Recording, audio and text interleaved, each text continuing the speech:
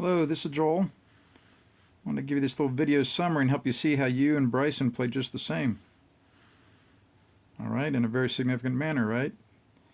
Here's his front nine, round one of the US Open here. He shot 35, which I predicted would be about average for him on his personal bell curve there, right? I thought if he played poorly, he'd shoot 39, played well 33, and if he played average, about 35. So he shot 35. So when you play average, right, that usually means you probably just had one or two or three BOZO or an average number of BOZO shots for you. And you see, sure enough, he had 2 3-putts. He had no drives out of play, didn't miss any greens with pitches.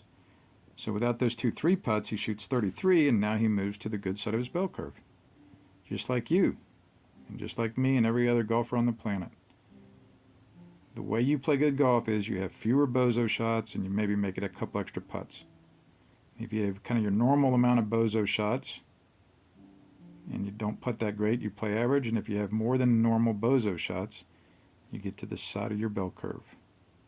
So Bryson and you play just the same. Just like me and every other golfer on the planet.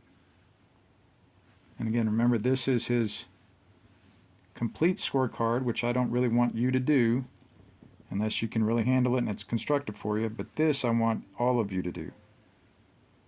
This is not complicated at all. If you didn't have a drive out of play, put a dash on that hole. If you didn't miss a green with a pitch, put a dash on that hole. If you didn't have a 3-putt, put a dash on that hole. But if you did have 1 3-putt, put that there. If you had 2 drives out of play on number 4, put a numeral 2 right there. So you see, on that front 9 today for Bryson, he had 2 3-putts. So he was 33 out of 35, 94%. That'd be an A in school. At making sure his drives were in play, his first pitch got on the green, and he no worse than 2-putted.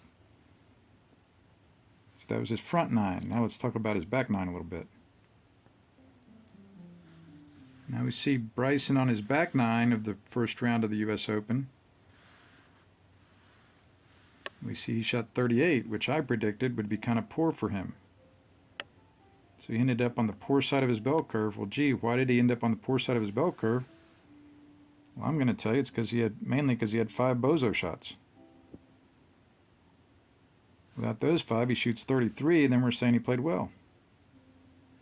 So 87% of the time today, he had a good enough shot to shoot 33. He had a drive out of play. He missed a green with a pitch twice on one hole. And then he 3-putted 16 and 17.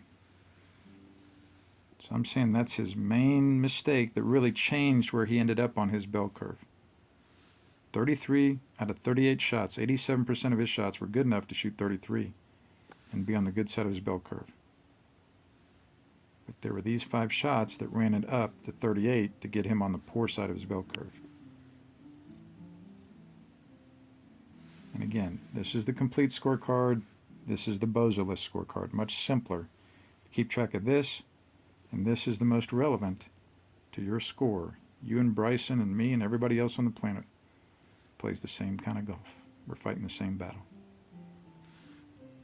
Thanks so much. Hope you enjoy all the more watching the US Open the next few days with this good golf knowledge, very important golf knowledge about timeless golf principles and what golf success really is about. Thank you.